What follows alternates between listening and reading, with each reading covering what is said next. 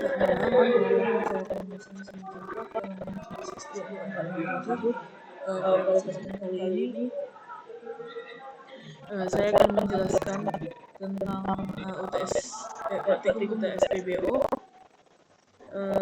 di mana praktikum ini adalah penyusunan atau merefleksikan sebuah program Java yaitu tentang sistem pengelolaan cash flow yang merupakan pengembangan konsep sederhana dari kelas tulis.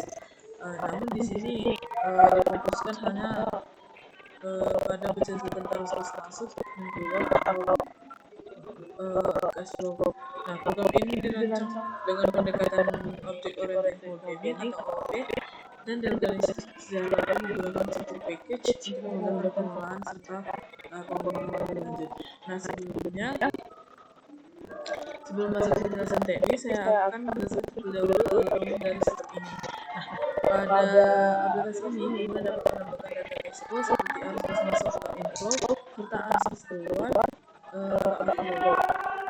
Data tersebut akan disimpan dalam sebuah repository itu dilakukan oleh service. Data akan ditampilkan dan dikelola melalui view yang menjadi konsol. Jadi semua data cash flow direpresentasikan dalam bentuk objek yang dibuat dari kelas entity. Pengguna melakukan interaksi input dan seluruh proses dimulai dari kelas app sebagai program pengambilan. Nah, saya akan langsung untuk penjelasan. Nah, di sini pertama adalah package entities. Package ini berisi cash flow, kelas cash flow, di mana kelas ini berfungsi sebagai representasi dari suatu data arus kas. Jadi kelas flow ini memiliki beberapa atribut yaitu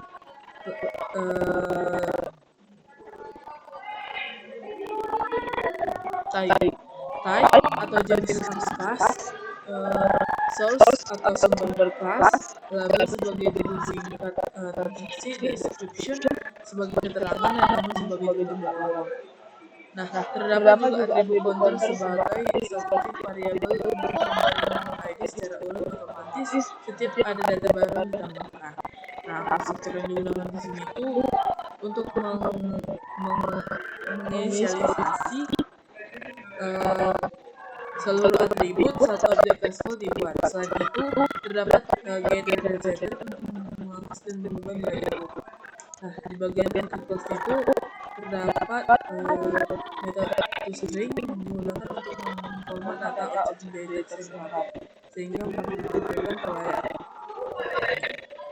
Sebenarnya secara sederhananya itu entity cash flow ini dapat dianalogikan sebagai satu catatan transaksi keuangan gitu ya, yang memiliki identitas dan beberapa. Nah, mungkin selanjutnya ke package types. Nah, di package type ini terdapat dua enum yaitu source dan type. Enum is source berisi daftar ini berisi daftar sumber dana seperti cash, investment, loans, saving, dan overdraft. Sedangkan enum type yang ini berisi dua jenis arus kas yaitu inflow untuk pemasukan dan outflow untuk pengeluaran. Masing-masing enum memiliki atribut value dan getter untuk mengambil nilai cash. Nah, fungsi enum adalah memastikan data yang dimasukkan konsisten dan terbatas pada keuntungan. Dengan kata lain, enum ini berfungsi sebagai pengaman agar jenis arus kas dan sumber kas tidak sembarangan. Selanjutnya kita masuk ke package repositories. Mungkin yang pertama di sini ada di cash flow repository serta implementasinya yaitu cash flow repository. Nah, interface di cash flow repository ini mendefinisikan komponensi yang harus dimiliki repository, yaitu mengambil semua data cash flow, menambahkan cash flow, menghapus berdasarkan ID, dan mengupdate berdasarkan ID. Sedangkan Kelas cash flow story ini menyimpan data menggunakan array list dari objek cash flow. Nah, fungsi repo get all cash flow ini mengembalikan semua data cash flow. Repo add cash flow ini menambahkan data baru. Remove cash flow mencari dan menghapus data berdasarkan ID, lalu mengembalikan baru jika begitu. Nah, repo update cash flow ini mencari data berdasarkan ID, lalu mengubah seluruh atribut. Jika berhasil, fungsi mengembalikan nilai baru. Dalam sistem, mungkin story ini adalah seperti gurau data menyimpan bisa juga memperbarui dan menghapus sesuai dengan kebutuhan. Selanjutnya kita mungkin ke package service. Nah, di sini terdapat interface cash flow service dan cash flow service interface. Ini mendefinisikan layanan yang digunakan oleh Vue seperti menampilkan cash flow, menambah, mengubah, dan menghapus data. Nah, implementasi interface ini terdapat pada cash flow service.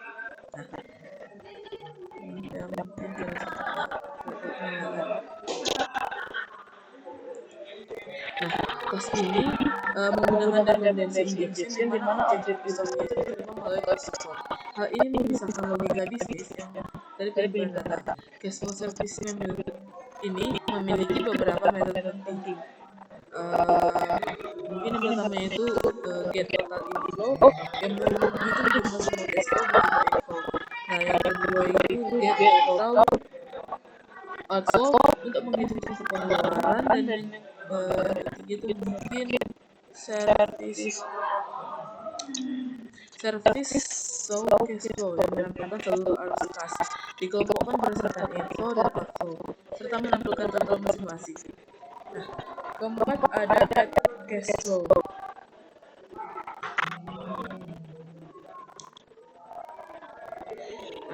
Add cash flow ini yang membuat objek cash flow baru menggunakan enum sebanyak itu banyak ke story. Kemudian service remove cash flow sama berdasarkan ID serta memberikan pesan jadwal.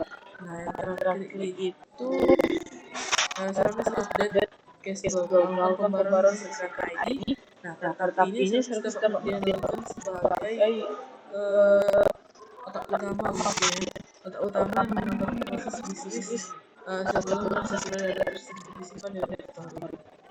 Selanjutnya kita beralih ke package util. Nah, di sini ada kelas info util.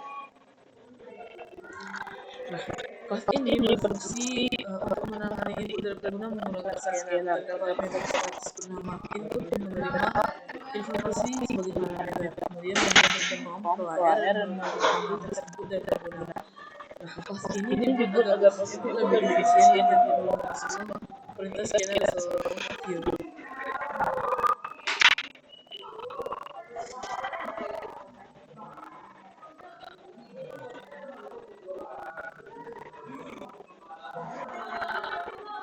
Nah,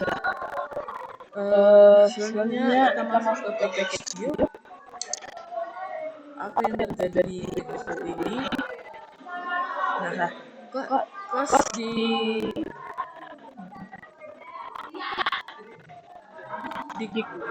kelas cash flow view ini berfungsi sebagai bagian dari tampilan berbasis konsol yang berfungsi langsung dengan ponsel.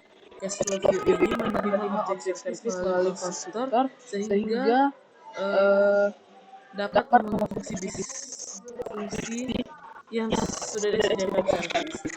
Fungsi utama di dalam itu adalah view show cash flow yang dilakukan secara berulang sehingga membuat pengguna yang perlu dengan input teks.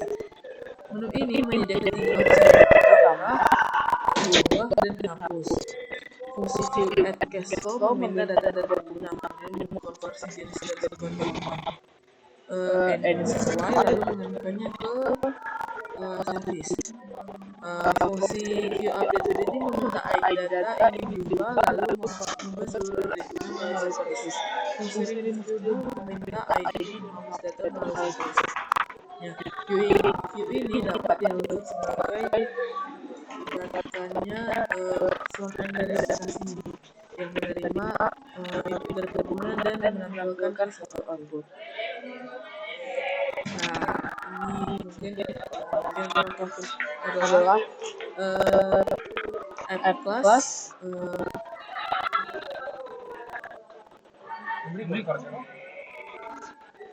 Jadi class app ini berisi method main sebagai aplikasi. Nah, pada fungsi main ini objek story dibuat terlebih dahulu dengan bentuk cache flow story. Lalu service dibuat dengan memberikan story sebagai referensi, kemudian view dengan dibuat dengan memberikan service sebagai dependensi.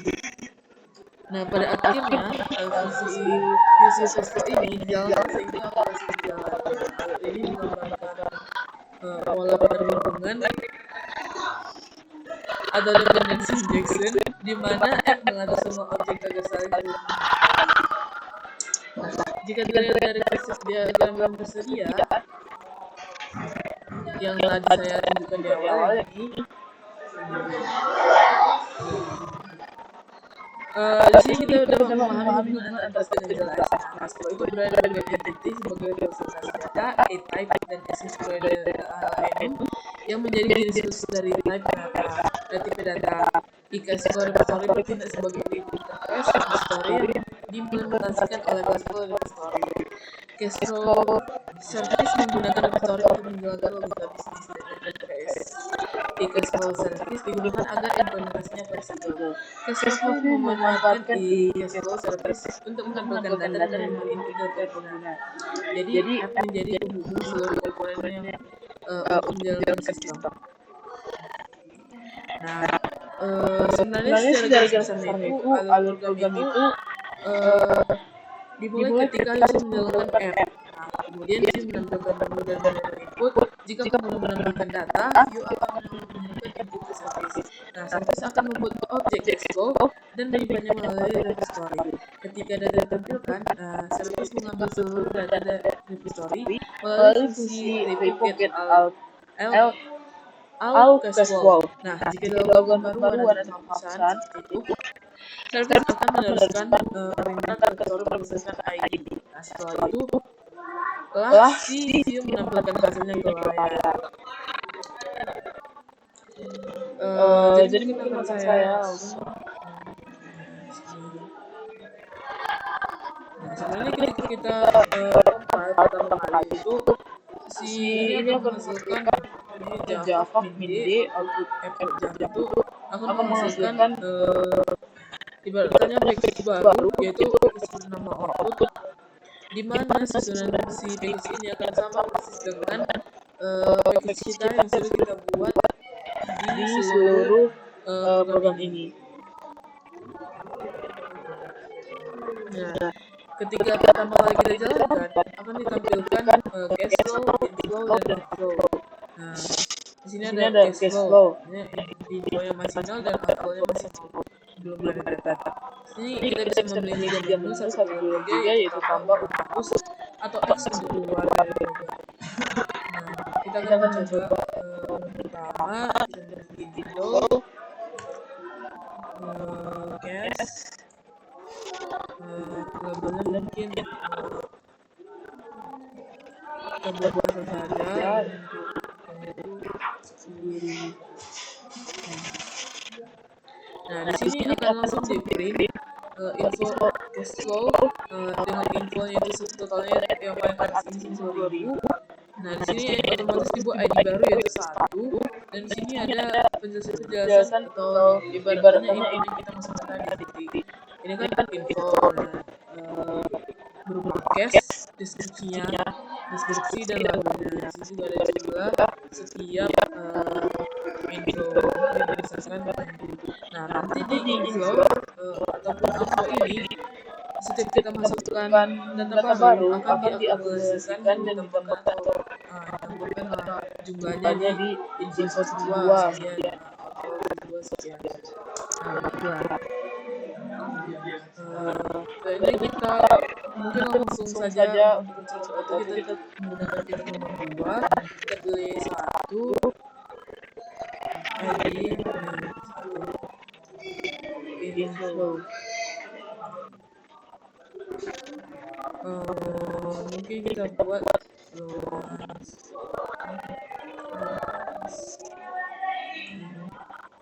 labelnya itu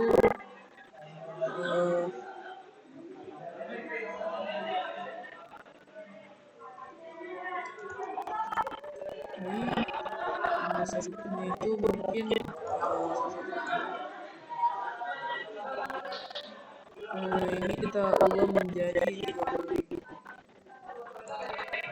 Nah, sini si cash flow dengan ID 1 itu aku langsung berubah. Nah, sini kan yang tadinya cash menjadi loan. Juga dengan ini deskripsi atau ini berubah, jumlahnya juga berubah sesuai dengan definisikan. Ketiga hapus ada hapus satu. Nah, jika kita menghapus suatu cash flow itu akan langsung dihapus dan dikembalikan seperti ini sisanya itu. Jadi kita tadi perubahan sebenarnya akan menentukan sisanya. Tapi dengan ID satu ini sudah dihapus. Oke, nah, program ini kan menerapkan prinsip OOP.